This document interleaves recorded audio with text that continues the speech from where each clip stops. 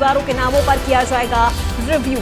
कांग्रेस ने सभी उम्मीदवारों पर चर्चा पूरी कर ली है। दीपक बाबरिया मीटिंग में रहेंगे मौजूद, भूपेंद्र हुड्डा, उदय भान भी मीटिंग में होंगे शामिल। तो ये बड़ी जानकारी आप तक पहुंचा रहे हैं। कांग्रेस ने सभी उम्मीदवारों पर चर्चा पूरी कर ली है। दीपक बाबरिया मीटिंग में मौजूद रहेंगे, बड़ी जानकारी आप तक पहुंचा रहे हैं। कांग्रेस स्क्रीनिंग कमेटी की बैठक का आज आखिरी दिन है। कांग्रेस स्क्रीनिंग कमेटी की मीटिंग का आज आखिरी दिन है और थोड़ी ही देर में शुरू होगी स्क्रीनिंग कमेटी की बैठक। मीटिंग में रहेंगे मौजूद भूपेंद्र हुड्डा, उदय भान। उम्मीदवारों के नामों पर रिव्यू किया जाएगा। कांग्रेस ने सभी उम्मीदवारों पर चर्चा पूरी कर ली है। दीपक बाबरिया मीटिंग में मौजूद रहेंगे, साथ ही साथ भूपेंद्र हुड्डा और उदय भान भी मीटिंग में शामिल होंगे। बड़ी जानकारी आप तक पहुंचा रहे हैं। कांग्रेस स्क्रीनिंग कमेटी की मीटिंग का आज आखिरी दिन है।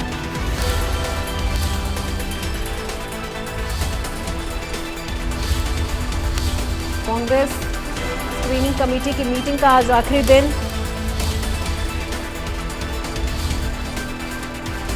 और आज की मीटिंग बेहद खास रहने वाली है। दीपक बाबरिया मीटिंग में मौजूद रहेंगे, भूपेंद्र हुड्डा, उदय भान भी मीटिंग में होंगे शामिल।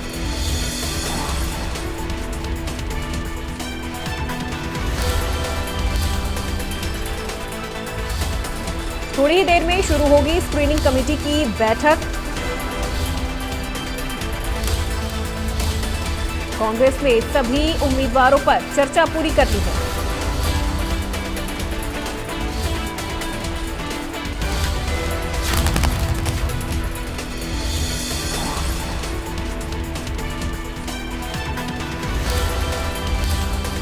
थोड़ी ही देर में शुरू होगी स्क्रीनिंग कमेटी की बैठक। यह बड़ी जानकारी आ रही है सामने।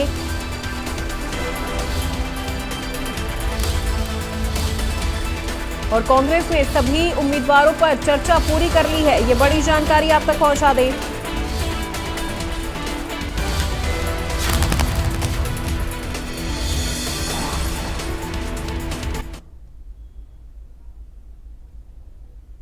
कांग्रेस स्क्रीनिंग कमेटी की मीटिंग का आज आखिरी दिन, उम्मीदवारों के नामों पर रिव्यू किया जाएगा। कांग्रेस ने सभी उम्मीदवारों पर चर्चा पूरी कर ली है। तो थोड़ी ही देर में शुरू होगी स्क्रीनिंग कमेटी की बैठक और मीटिंग का आज आखिरी दिन।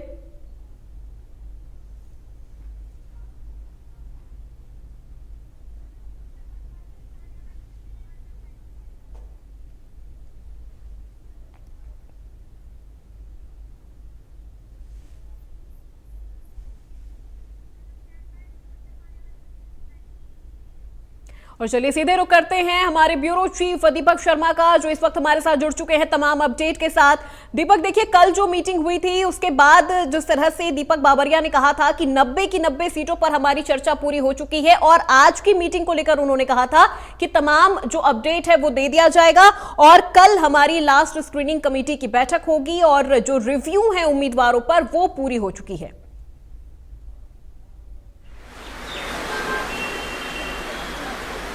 जी बिल्कुल, रिव्यू जो है वो आज किया जाना है। जो पैनल तैयार करना था वो पैनल तैयार हो चुका है। 90 विधानसभा को लेकर के कांग्रेस पार्टी ने अपना पैनल तैयार करा है। पहले प्रदेश कांग्रेस के नेताओं के साथ स्क्रीनिंग कमेटी ने चर्चा करी थी।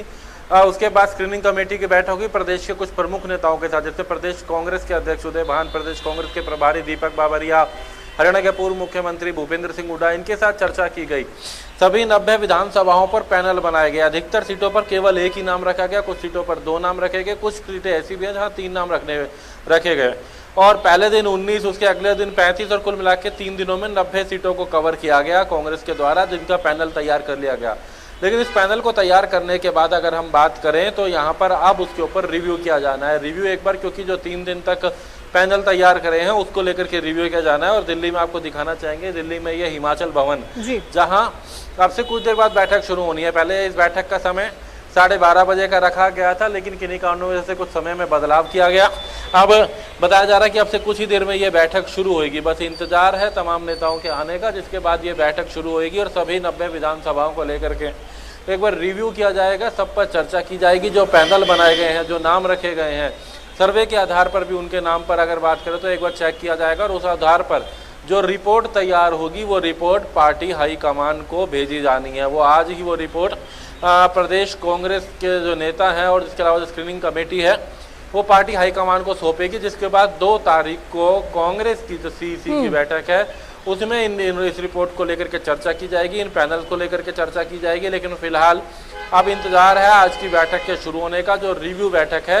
हालांकि आज की बैठक ज़्यादा लंबी तो नहीं चलेगी, लेकिन रिव्यू किया जाना है क्योंकि पैनल तैयार है, तो उसको लेकर के अब से कुछ देर के बाद ये बैठक शुरू होनी है। फिलहाल इस बैठक के शुरू होने का इंतजार है। अभी तक बताना चाहेंगे कि कोई नेता इस बैठक के लिए अभी नहीं पहुंचा है, स्क्रीनिंग कमेटी का कोई सदस्य इस बैठक के लिए नहीं पहुंचा है। कुछ ही देर में वो लोग पहुंचेंगे, जिसके बाद इस बैठक की शुरुआत हो जाएगी दिल्ली में। जिसे हम बात करें तो सभी 90 सीटों को लेकर के चर्चा की गई थी, बाकायदा पैनल बनाया गया था, उस पर आज रिव्यू एक बार किया जाएगा, फिर से चर्चा की जाएगी और जिसमें अंतिम रिपोर्ट जो तैयार करने के बाद वो पार्टी हाईकमान को भेजी जानी है। जी जी बिल्कुल दीपक, देखिए दीपक बाबरिया की तरफ से ये भी कहा जा चुका है और क्लियर शब्दों में ये कहा जा चुका है कि किसी भी सांसद को चुनाव नहीं लड़वाएंगे, और एक लिस्ट भी जिसे फेक लिस्ट बाद में करार दे दिया गया है वो भी काफी ज्यादा वायरल हो रही थी।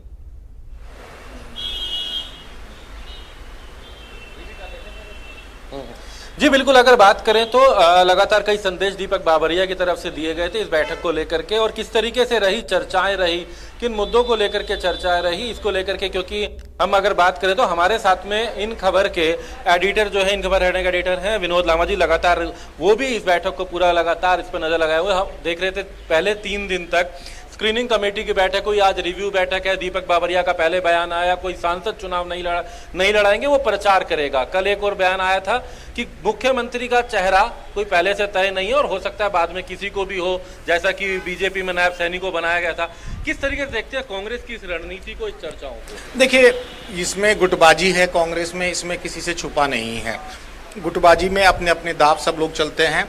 दाव चला गया शैलजा की तरफ से, दाव चला गया दीपक बाबरिया की तरफ से, और जिस तरह से हुड्डा का दूसरा जो ग्रुप है वो साफ तौर पे कहता है, मैं ऑन कैमरा कह रहा हूँ, वो साफ तौर पे कहता है कि आपस में जो शह और माँ का खेल चलता रहता है।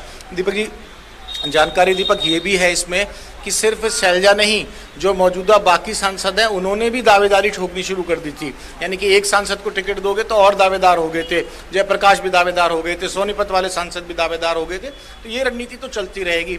मुद्दा ये है कि कांग्रेस की टिकट वितरण के बाद क्या कोई कहीं ना कहीं जो होता है गुटबाजी देखने को मिलेगी या नहीं मिलेगी, इस पर लगाम लगाना कांग्रेस के लिए सबसे बड़ा चैलेंज होगा। एक ये चर्चा हम यहाँ पर तमाम नेताओं से भी सुन रहे थे जब गुटबाजी की बात आती है, तो ये भी कहा गया है कि स्क्रीनिंग कमेटी की बैठक में भूपेंद्र हुड्डा है, उदय भान है, दीपक बाबरिया है, तो उनके संख्या ज्यादा होगी, उनके समर्थक ज्यादा होंगे। हालांकि कुमारी शैलजा ने कहा था अपने समर्थकों को लेकर कि वो भी विधानसभा का चुनाव लड़ेंगी और तमाम लोगों के लिए प्रचार भी करेंगी। लेकिन इस लड़ाई को क्या कह सकते हैं, क्या एक पक्ष हैवी है या आने में कुछ आगे और कुछ और बदल सकते हैं? देखिए, सीधी बात करनी, मैं इन खबर से आता हूँ और इन खबर हरियाणा तो ज्यादा खुलकर बोलता है, तो उसमें सीधी सी बात यह है कि जो अजय माकन है स्क्रीनिंग कमेटी के भी, उनका भी झुकाव कहाँ होगा ये किसी से छुपा नहीं है, दर्शक संभल जाएंगे। बारी है नेता प्रतिपक्ष हो, प्रदेश अध्यक्ष की हो, हुड्डा गुट का कांग्रेस में चल रही है, और हुड्डा गुट इस मैसेज को देने के लिए भी कोई कसर नहीं छोड़ता कि हाँ भाई हमारी चल रही है, और वही कोशिश है और इसमें कोई दो राय नहीं है। अब रणदीप का आप देख लीजिए, रणदीप कैथल में जाकर प्रचार तो कर रहे हैं, अपने कार्यकर्ताओं को इकट्ठे कर रहे हैं, और रणदीप सुरजेवाला का ऑन कैमरा बयान है, उनसे पूछा गया कैथल में कि क्या आप चुनाव लड़ेंगे, तो उन्होंने साफ तौर पे क्या मैं लड़ूं या मेरा बेटा लड़े या कोई तीसरा लड़े, ये पार्टी आला कमान तय करेगी। एक वीडियो मैसेज उनका भी आया था कि वो लड़ना चाहते हैं।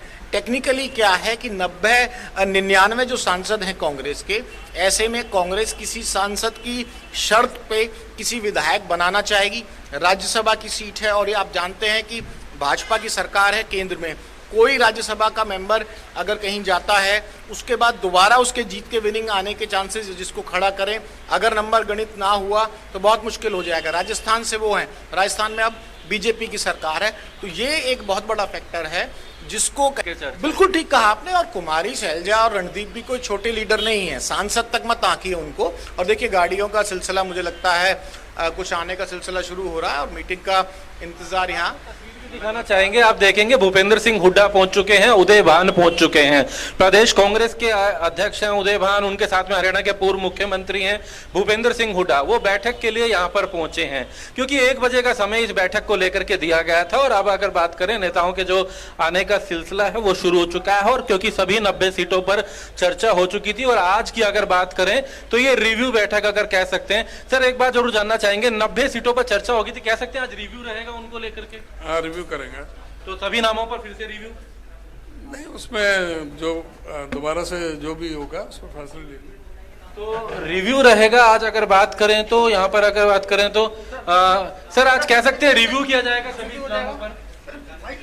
चलिए अभी बैठक के लिए पहुंचे हैं, कुछ देर में ये बैठक की शुरुआत होगी। यहाँ पर अगर हम बात करें तो जिससे कि देख रहे थे हरियाणा के पूर्व मुख्यमंत्री भूपेंद्र सिंह हुड्डा यहाँ पर पहुंचे हैं। उनके साथ में अगर हम बात करें तो उदय भान यहाँ पर थे। रिव्यू किया जाएगा, ये बात उनकी तरफ से भी कही गई कि 90 सीटों पर रिव्यू करना है। 90 की 90 सीटों पर रिव्यू किया जाएगा। जो 90 सीटें हैं जिन पर पैनल बनाया गया है, आज उन पर चर्चा की जाएगी और नेताओं के आने का सिलसिला शुरू हुआ है।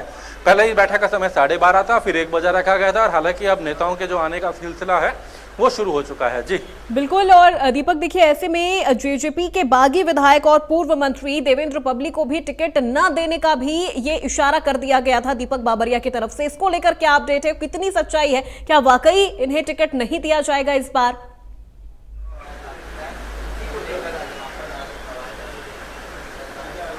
देखिए एक बात कहना चाहेंगे, उस बयान पर फिर से बताना चाहेंगे कि अगर यहाँ बात करें तो दीपक बाबरिया ने कहा था कि वो कांग्रेस के पैनल में नहीं है, कांग्रेस में अभी तक शामिल नहीं हुए हैं। तो जो लोग कांग्रेस में शामिल हैं केवल उन्हीं का नाम पैनल में रखा जाएगा।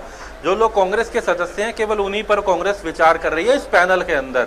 अगर उनको भी इस लिस्ट में आना है या नहीं आना, कंसीडर किया जाना है या नहीं, पहले तो वो पार्टी में शामिल हों और उसके बाद पार्टी तय करेगी। ऐसे में उनका कहना है कि देवेंद्र बबली ने मुलाकात करी थी, लेकिन उन्होंने स्पष्ट कह दिया कि अभी उनको कंसीडर नहीं किया जाएगा, इस पैनल में कंसीडर नहीं किया जाएगा। यानी कि जो भी होगा वो पार्टी तब तय करेगी। फिलहाल जो कांग्रेस के कार्यकर्ता हैं, जो कांग्रेस के सदस्य हैं, पैनल में केवल उन्हीं का नाम रखा जा रहा है। उन सदस्यों में भी सांसदों का नाम भी नहीं है। कुमारी शैलजा का नाम इसमें नहीं है, इसमें रणदीप सिंह सुरजेवाला का नाम नहीं है, किसी भी सांसद का नहीं है। चर्चाएं तो कभी दीपेंद्र की भी थी, लेकिन उन सीधे तौर से रखा गया कि सभी सांसद अपना प्रचार करेंगे और जो कांग्रेस के सदस्य हैं, जो मजबूत है, उनका नाम पैनल में रखा गया है। तो ऐसे में अभी तक देवेंद्र बबली को लेकर स्पष्ट कर दिया गया कि क्योंकि वो कांग्रेस के सदस्य नहीं है, इसलिए यहाँ पर उनका नाम पैनल में नहीं रखा गया है। पहले वो पार्टी शामिल होते हैं तो उसके बाद सोचा जाएगा कि क्या करना है। ये बात सीधे तौर से स्पष्ट रखी गई थी। जी बिल्कुल दीपक। और इस बार कांग्रेस ने देखिए टिकट बंटवारे के 5 फॉर्मूले सेट कर दिए हैं। जैसे सांसदों को टिकट नहीं देंगे, चुनाव हारे हुए दागी नेताओं को टिकट नहीं मिलेगा, पार्टी छोड़कर फिर शामिल हुए जो नेता हैं उनको टिकट नहीं मिलेगा, बिना चुनाव लड़े भी सीएम फेस हो सकता है, विधायकों के टिकट कटने जरूरी नहीं है। ऐसे कई फॉर्मूले इस बार कांग्रेस ने सेट किए हैं टिकट बंटवारे को लेकर।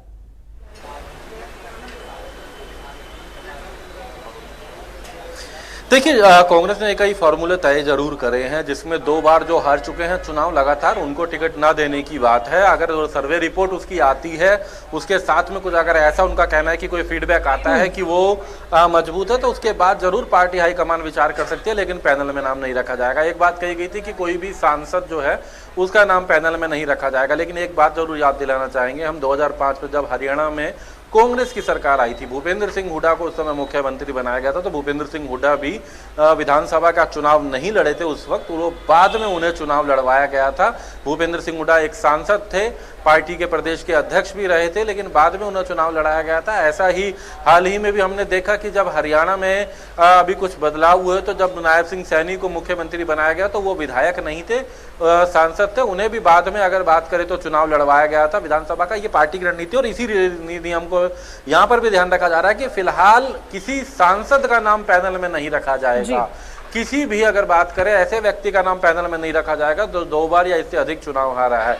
लेकिन अगर उसकी कोई रिपोर्ट बेहतर होती है, अगर उसकी कोई सर्वे रिपोर्ट क्योंकि आधार बनाया जा रहा है, सबसे प्रमुख रखा जा रहा है, 3 सर्वे हैं। एक कांग्रेस पार्टी ने प्रदेश कांग्रेस के जो नेता उनके जरिए करवाया है, कांग्रेस के पर्यवेक्षकों से करवाया है, खुद राहुल गांधी की टीम ने बाकायदा प्राइवेट एजेंसी से करवाया है। उसके आधार पर अगर किसी का कोई प्लस पॉइंट आता है, धरातल पे कोई मजबूत आता है, तो उस पर पार्टी हाईकमान अपना निर्णय लेगा, पार्टी हाईकमान उस पर अपना विचार करेगा जी। कि उसे जगह दी जानी है या नहीं। जी बिल्कुल, और ऐसे में देखिए कुमारी शैलजा की तरफ से भी ये स्टेटमेंट आया था कि वो चुनाव लड़ेंगी या नहीं ये फैसला पार्टी हाईकमान का होगा।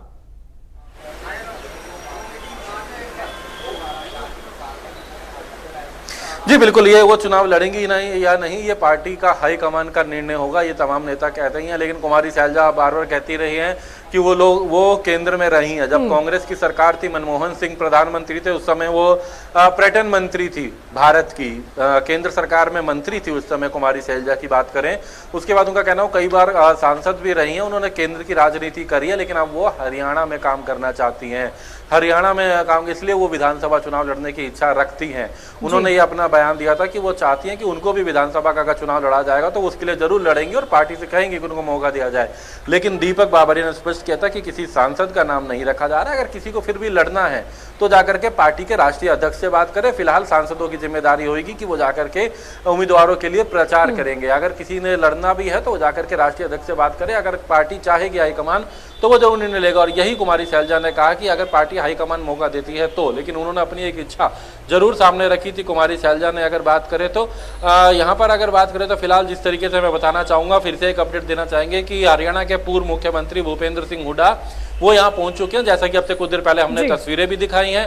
प्रदेश कांग्रेस के अध्यक्ष उदय भान जो है वो हिमाचल भवन में पहुंच चुके हैं, जिनसे जब हमने बात करी तो उन्होंने कहा कि आज के दिन रिव्यू किया जाएगा। रिव्यू 90 सीटों को लेकर के है, लेकिन ये नेता तो आ चुके हैं। अब कुछ ही देर में अजय माकन का आना बाकी है, जो कि स्क्रीनिंग कमेटी के अध्यक्ष, स्क्रीनिंग कमेटी के सदस्यों का आना बाकी है। प्रदेश कांग्रेस के प्रभारी दीपक बाबरिया का आना बाकी है, जिनका 1 बजे का समय दिया था। और इस वक्त अगर बात करें तो समय कुछ जरूर बढ़ गया है, लेकिन अब उम्मीद की जा सकती है कि तकरीबन 1:30 बजे के करीब ये बैठक शुरू हो जाएगी। और आज की बैठक ज्यादा लंबी नहीं चलनी है, क्योंकि कोई पैनल नहीं बनना है। पैनल जो 3 दिन में बनाया गया है उस पर रिव्यू होना है और वो रिव्यू की रिपोर्ट पार्टी हाईकमान को भेजी जाएगी। जी जी बिल्कुल, बहुत शुक्रिया दीपक पूरी जानकारी हम तक पहुंचाने के लिए, तस्वीरें हम तक पहुंचाने के लिए।